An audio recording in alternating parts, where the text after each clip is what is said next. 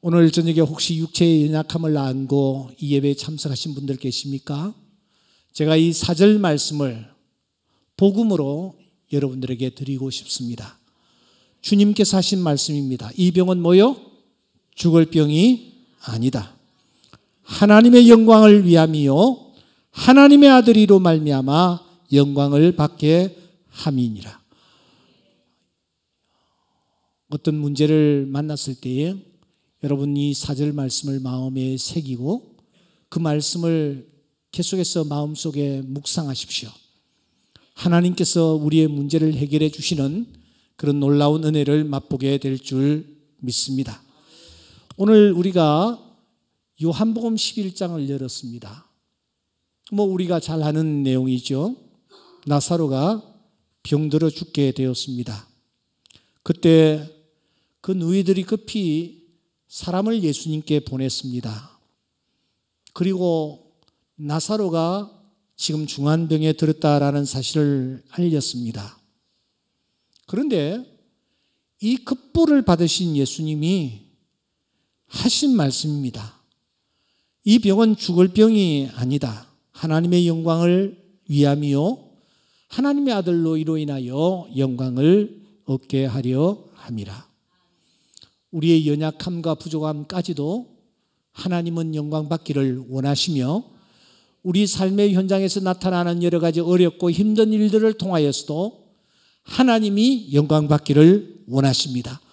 하나님의 영광을 위하여 우리가 살아갈 때에 하나님이 우리에게 베풀어 주시는 기적까지도 체험하는 은혜가 나타날 줄 믿습니다. 여기까지는 우리가 어느 정도 이해가 됩니다만은 6절 말씀을 보시면 우리의 고개를 갸우뚱하게 만들기에 충분합니다. 여러분 6절을 한번 같이 읽어볼까요? 시작. 나사로가 병들었다 함을 들으시고 그 계시던 곳에 이틀을 더 유하시고. 잘 이해가 되지 않습니다. 3절에 보시면 5절에 보시면 예수님께서 이들을 사랑하셨습니다. 그 사랑하는 가정에 일이 터지지 않았습니까? 다른 사람도 아니고 마르다와 마리아의 가정입니다. 마르다가 누구입니까? 마리아는 누구입니까? 예수님에게 음식을 지극정성을 다하여 접대한 자매가 마르다 아닙니까? 마리아가 누굽니까? 예수님 앞에 향유를 가져와 붓고 머리털로 예수님의 발을 씻기던 여인이 마리아가 아닙니까? 그런데 그 가정에 일이 터졌습니다. 그러면 주님이 하시던 모든 일들을 다 뒤로 하시고 급히 이 나사로의 가정에 오셔서 나사로를 고쳐주시며 마르다와 마리아가 간구하는 이 간절한 소원을 들어주셔야 그게 정상입니다. 그렇잖아요. 3절에도 보시면 나사로 주님이 사랑하셨다고, 5절에도 보시면 나사로 주님이 사랑하셨다고 말씀하면서도 정작 일이 터지고 그래서 주님 앞에 사람을 보내어 간구하고 있는데도 불구하고 오늘 6절 말씀 주님께서 들으시고, 이 말은 간절한 기도를 외면하시고 그런 뜻입니다. 부르짖는데도 불구하고 예수님께서 외면하시고 그 얘기입니다. 그래서 우리는 오늘 본문을 앞에 놓고 깊이 고민하지 않을 수가 없습니다. 왜 예수님께서 이런 액션을 취하셨던가? 이 사건이 오늘을 살아가는 우리들에게 주시는 메시지가 도대체 무엇일까? 우리가 하나님 앞에 소원을 가지고 나와 간절한 마음으로 기도하는데 주님께서 우리의 기도를 외면하신다면, 평소에 내가 주님을 뜨겁게 사랑하며 최선을 다하여 주님을 섬겼는데 그 주님이 내가 부르짖는 기도의 음성에 외면하신다면 도대체 이것을 우리가 어떻게 이해하고 받아들여야 할까? 여러분, 이런 고민을 하지 않을 수가 없는 것입니다. 그래서 우리는 본문을 놓고 몇 가지 질문을 던져야 되겠습니다. 왜 예수님께서 이런 태도를 취하셨을까? 6절에 보시면 그 계시던 곳에 이틀을 더 유하시고, 왜 이틀을 그곳에 더 유하셨을까? 마지막으로 하필이면 왜 이틀이었을까? 이런 질문을 우리가 던지지 않을 수가 없습니다. 천천히 우리는 본문을 놓고 우리가 던진 이 질문에 대한 해답을 찾아 들어가야 될 것 같습니다. 예수님이 왜 이런 태도를 취하셨으며 왜 하필이면 그곳에 이틀을 머무셨는지 성경은 밝히지 않고 있습니다. 그래서 우리는 앞뒤를 살피면서 그 이유를 한번 찾아 들어가 보아야 하겠습니다. 그리고 그 이틀이 오늘을 살아가는 우리들에게 주는 교훈이 무엇인지를 우리가 살펴볼 필요가 있습니다. 여러분, 문제의 6절을 다시 한번 읽도록 합시다. 시작. 나사로가 병들었다 함을 들으시고 그 계시던 곳에 이틀을 더 유하시고. 예수님께서 어디에 계실 때에 이 나사로의 소식을 들으셨습니까?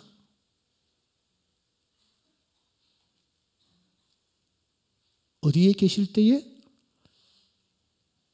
나사로가 병들었다는 소문을 들으셨습니까? 전가를 받았습니까? 6절에 보시면 계시던 곳입니다. 그 계시던 곳. 그때 나사로는 어떤 상태였을까요? 병들었다 함을 들었습니다. 나사로는 어떤 상태였던가요? 무엇을 하는 중에 이 전가를 받으셨습니까? 여러분, 계시던 곳에서 들으셨다고 합니다. 그 계시던 곳이 구체적으로 어디입니까? 요한복음 10장 40절에 보시면 예수님이 계시던 곳이 어디였는지를 우리에게 알려주고 있습니다. 다시 요단강 저편 요한이 처음으로 세례를 베풀던 곳에 가사 거기 거하시니. 요단강 저편 요한이 처음으로 세례를 주던 바로 그곳에 주님이 계셨습니다. 그렇다면 그 계시던 곳은 요단강 동쪽에 위치한 베레아 지방이 틀림이 없습니다. 그곳에서 예수님은 나사로에 관한 소식을 들으셨습니다. 그러면은 그때 나사로는 어떤 상태였습니까? 심부름꾼이 와서 나사로에 관한 소식을 전했습니다. 그때 나사로는 실제로는 어떤 상태였습니까? 여러분 11장 17절을 한번 주목하시기 바랍니다. 예수께서 와서 보시니 나사로가 무덤에 있은 지 이미 며칠이라고요? 나흘이라고 얘기합니다. 예수께서 와서 보시니 나사로가 무덤에 있은 지 이미 나흘이라고 말하고 있습니다. 그러니까 예수님이 베다니에 도착하신 것은 나사로가 죽은 지 나흘째 되던 날이었습니다. 그렇다면 여러분, 나사로는 언제 죽었다라는 얘기입니까? 언제 죽었다라는 계산이 됩니까? 누가 한번 대답해 보세요. 지도가 없어서 좀 아쉽습니다만은 베다니는 어디쯤 위치해 있습니까? 베다니요? 예루살렘의 동쪽으로 기드론 시내가 흐르고 그 시내를 벗어나면은 그 유명한 겟셋마네 동산이 자리 잡고 있습니다. 겟셋마네 동산을 조금 지나면은 그 다음에 위치한 곳에 베단이라는 마을이 있었습니다. 그러니까 크게 보면은 예루살렘 쪽이라고 보시면 틀림이 없습니다. 나사로는 이 베다니에 살고 있었습니다. 베레아는 어디입니까? 베레아는 요단강 동쪽에 위치해 있습니다. 그 베레아와 이 베다니는 약 35km 정도 거리가 되는 곳입니다. 35km는 일반적으로 생각할 때에 한 사람이 하루에 걸어갈 수 있는 길 정도라고 보면 틀림이 없습니다. 지금처럼 대로가 만들어질 때가 아니고 이 베다니에서 베레아까지 가는 데는 하루길이 걸리는 곳이었습니다. 그러면 여러분 어떤 계산을 할 수가 있습니까? 나사로가 병들었을 때에 마르다와 마리아가 사람을 하나 불러서 예수님께 급히 사람을 보내어 이 나사로에 관한 근황을 예수님께 보고하고 빨리 와서 좀 도와달라고 부탁을 하도록 사람을 보냈습니다. 여러분, 이 사람이 가는데 얼마나 걸렸습니까? 베다니에서 베레아 예수님 계시는 곳까지 가는데 하루가 걸렸습니다. 그리고 예수님께서 베레아에서 베다니까지 오는 과정에 걸린 날이 하루였습니다. 그럼 이틀이 잡혔습니다. 나흘이 됐다고 말합니다. 그러면 여러분, 이틀을 예수님께서 그곳에 더 유하셨다고 이 말씀을 우리가 추정해 볼 때에 이런 계산이 나옵니다. 나사로가 중한 병이 들어서 힘들어할 때에 마르다와 마리아가 사람을 보냈고, 사람을 보내고 나자마자 즉시 얼마 있지 아니해서 이 나사로가 숨을 거두었구나 하는 계산을 할 수가 있습니다. 다시 말하면 마르다와 마리아가 나사로의 상황을 알려드리기 위해서 사람을 보냈을 때에 동구박 넘어 가기도 전에 나사로가 숨을 거두었다라는 것을 우리가 알 수가 있습니다. 그래야 이 나흘이라는 날짜의 계산이 나오는 것입니다.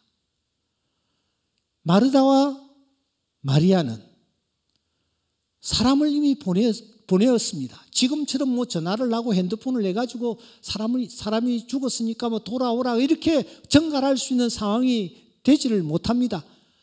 그냥 그 사람은 소식을 알리기 위해서 예수님께로 달려갔고, 달려가는 도중에 나사로는 세상을 떠났던 것입니다.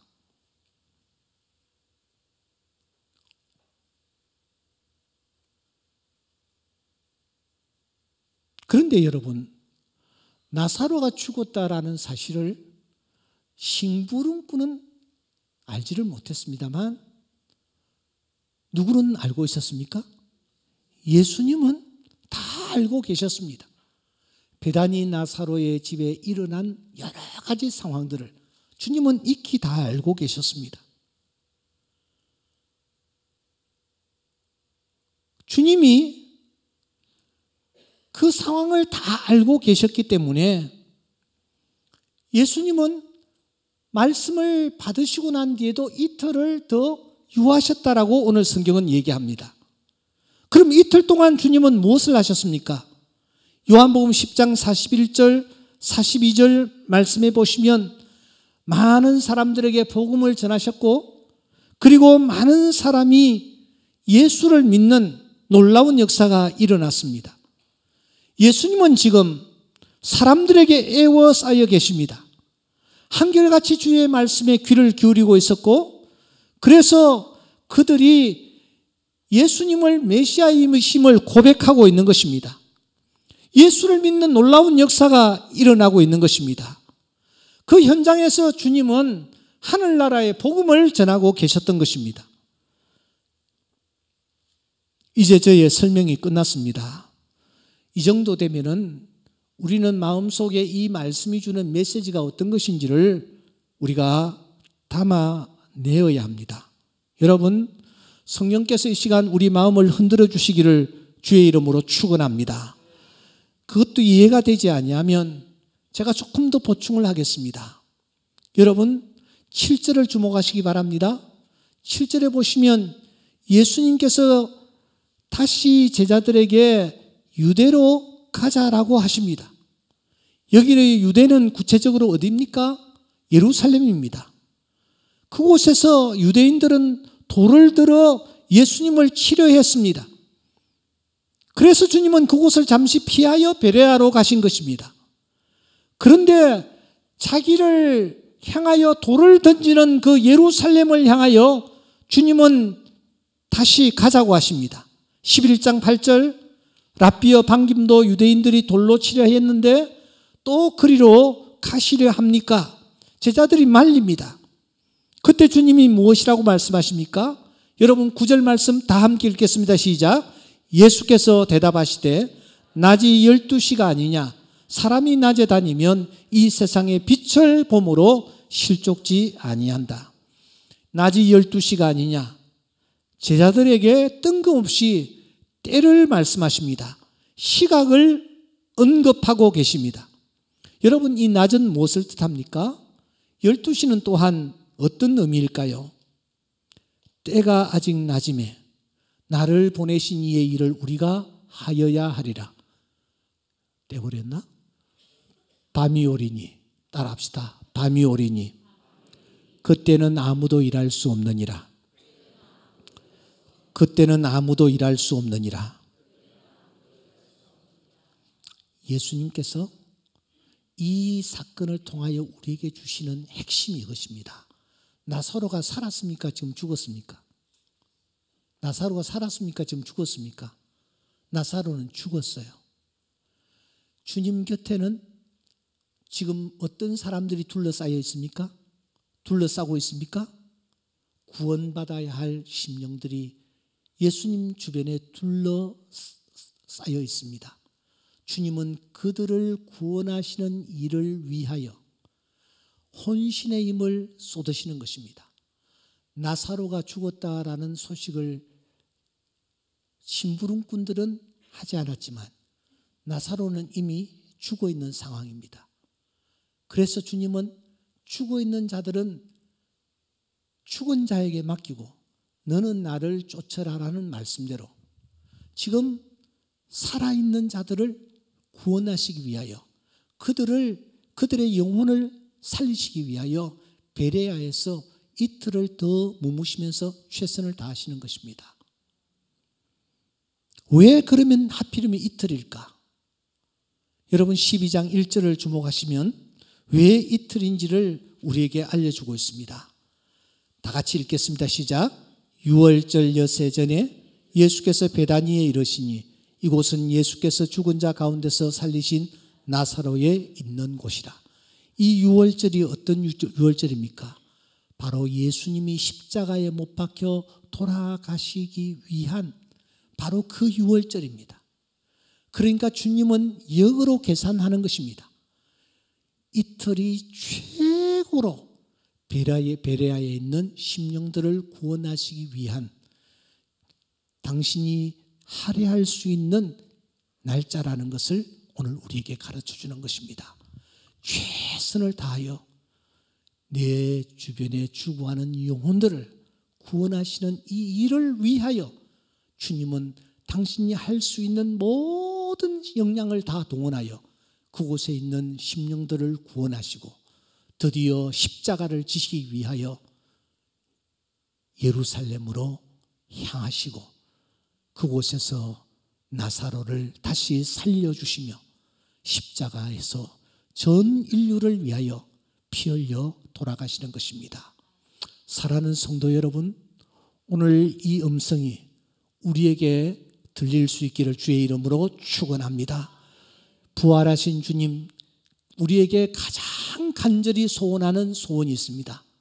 그것은 죽어가는 심령들을 주님께로 인도하는 이 일에 우리 모두가 최선을 다하고 힘쓰고 애쓰고 땀을 흘려 죽어가는 영혼들을 구원한 이 일에 우리 모두가 함께 나서야 할 것을 이 사건을 통해서 주님은 우리에게 알려주고 계십니다. 사랑하는 성도 여러분, 주님이 부활하셨습니다. 아멘입니까? 부활하신 주님, 그 부활하신 주님을 믿는 하나님의 자녀들에게 나타나는 중요한 징표가 무엇입니까? 그것은 바로 입이 열리는 것입니다. 내 입이 열려서 죽어가는 영혼들을 하나님께로 인도하는 이 일을 하나님께서 원하고 계십니다. 이 일들을 우리가 가슴에 깊이 새기고 감당함으로 말미암아 나를 통하여 죽어가는 영혼들이 구원받는 놀라운 역사가 일어날 수 있기를 주의 이름으로 축원합니다. 성경을 보십시오.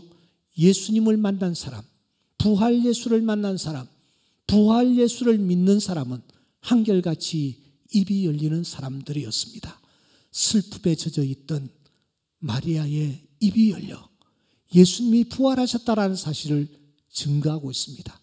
엠마오로 가던 두 제자가 예수님을 만났습니다. 예수님을 만난 이들이 돌아서 예루살렘으로 돌아가 예수님이 살아나셨다라는 놀라운 사실을 증거하고 있는 것을 볼 수 있습니다. 사람이 두려워서 방 안에서 문을 꽁꽁 걸어 잠그고 벌벌 떨고 있던 제자들, 주님을 만났습니다. 주님을 만난 제자들은 한결같이 입을 열어 예수님이 부활하셨다라는 사실을 전하고 있는 것을 발견합니다.